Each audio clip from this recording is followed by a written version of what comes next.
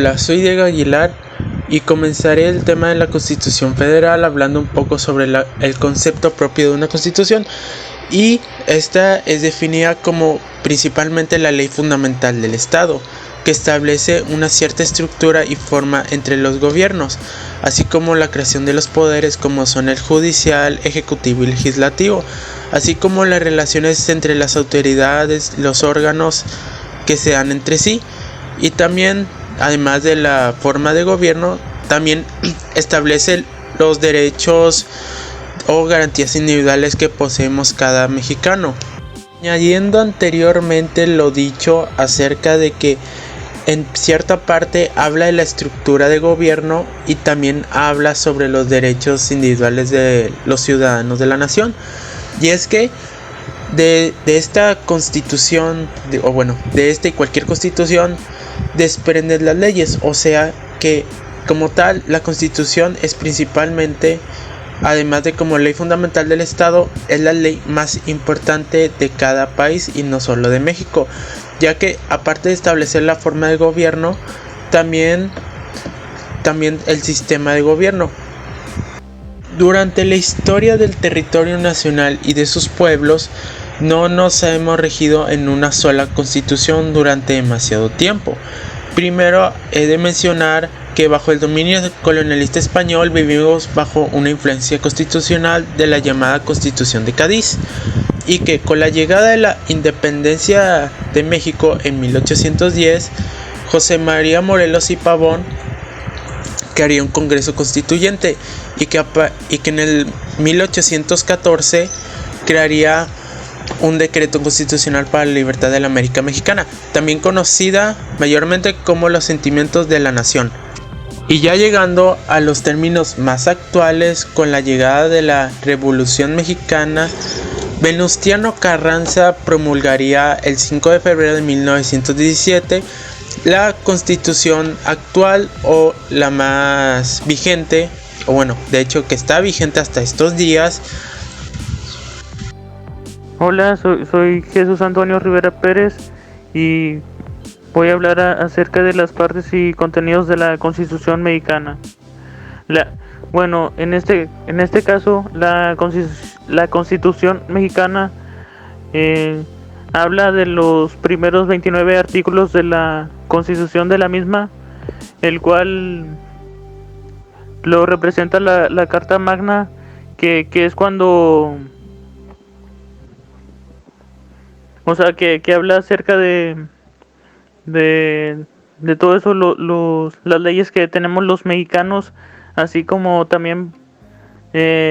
parte de los extranjeros, y habla acerca del el poder ejecutivo.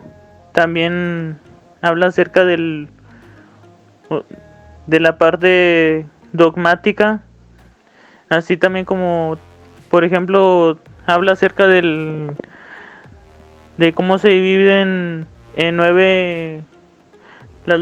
los artículos se dividen en 9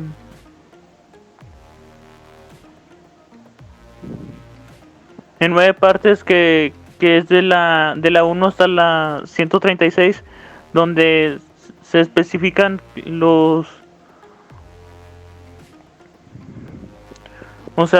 donde se explican los artículos que corresponden en la Constitución, que son las leyes, los derechos de los mexicanos, así también como de todo esto, los residentes, y cómo es que debemos de tenerlos claros para ser buenos mexicanos, así como también, por ejemplo,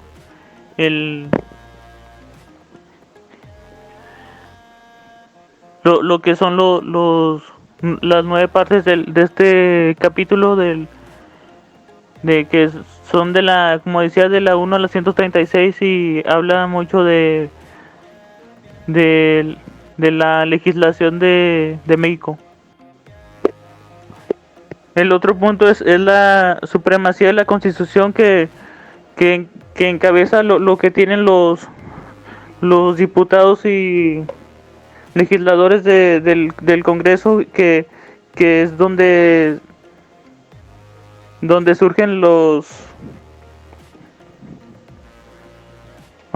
las leyes y los artículos de la Constitución, donde es donde la justicia de la nación, lo relacionado con la la participación de la ciudadanía, por ejemplo, la reunión de los diputados y senadores del Congreso de los estados, así también como México, que es donde se lleva a cabo las cámaras, y es como un decir de la supremacía de lo que establecen todos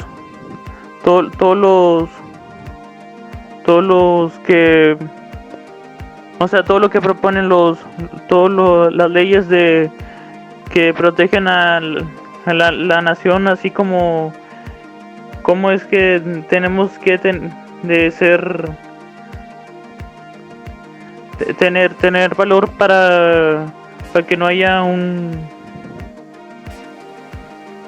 para que vivamos de la mejor manera, y cómo es que la supremacía se refiere a todo lo relacionado con las leyes y parte de todo lo que tenemos que tener para no tener un castigo de cual sea, y así para que no tengamos conflictos nacionales. El último punto es la soberanía de la Constitución, que significa que que México es un país libre del dominio extranjero, o sea que podemos decir nuestras decisiones ante los políticos, los diputados, los senadores, también como una participación ciudadana de cuando hay elecciones, o sea, se refiere a todo eso, también se refiere a las reglas de cómo es que la participación de los ciudadanos pueden votar libremente, así también como elegir a nuestros representantes de la Constitución, ya sea que sean senadores, lo que legislan en el Congreso, y todo eso de lo relacionado con tomar parte de las decisiones de los demás, así también como es que podemos votar de dicha forma, y cómo es que no puede ser libre y secreto, de cómo es que podemos manejarlo de esta forma, así también como proponer soluciones ante la política y la sociedad de nuestro país, y así se puede decir libremente de todo lo que pensamos. Además de lo ya dicho sobre el concepto de la Constitución, este tiene varias clasificaciones en las que se puede dividir alguna ley fundamental, y primero señalar una que se refiere a las constituciones escritas, que sencillamente, como su nombre lo indica, son documentos formales que se les da el reconocimiento como una ley fundamental de una nación, y que en esta categoría se puede encontrar la Constitución de los Estados Unidos mexicanos. Otro tipo de constitución son las constituciones consuetudinarias, que son las que se conforman por varios documentos que se juntan a través de las diferentes épocas. Dicho de una manera más simple, Es como si varios escritores o políticos se juntaran varios documentos que se han escrito referentes a alguna ley, que se juntan para modificarla. Un ejemplo de este tipo de constituciones es la de Inglaterra. En otro tipo de clasificación están las constituciones rígidas, que en estas cualquier modificación o reforma que se requiere hacer es necesario de un procedimiento especial o de un organismo determinado a la Constitución. O sea que no se puede modificar con la facilidad que se podría decir con el poder legislativo, como es el caso de nuestra Constitución Federal también, y que para ser modificada nuestra Constitución se requiere de un organismo especial. Similares a las constituciones rígidas están las constituciones flexibles, que a diferencia de las constituciones rígidas no se requieren de algún procedimiento o de organismo, sino que el propio poder legislativo ordinario puede realizar los procedimientos sin tantas exigencias o requisitos. De la teoría del derecho constitucional están el poder constituyente y los poderes constituidos. El poder constituyente es, en pocas palabras, aquel poder que elabora una constitución. Este se puede llevar a cabo ya sea cuando en un país es necesario determinar una forma de gobierno, establecer las autoridades, las facultades, los derechos. Se recurre al poder constituyente, pero el poder constituyente tiene una particularidad, y es que este elabora la constitución, pero a partir de esta no puede gobernar. Y es aquí donde entran los poderes constituidos, que a diferencia del poder anteriormente dicho, son los que llevan a cabo lo que se elaboró en la Constitución, o sea, no crean, pero sí gobiernan.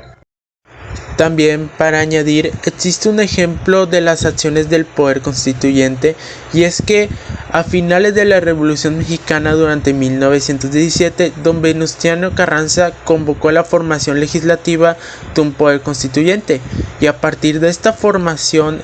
se crea nuestra actual Constitución mexicana.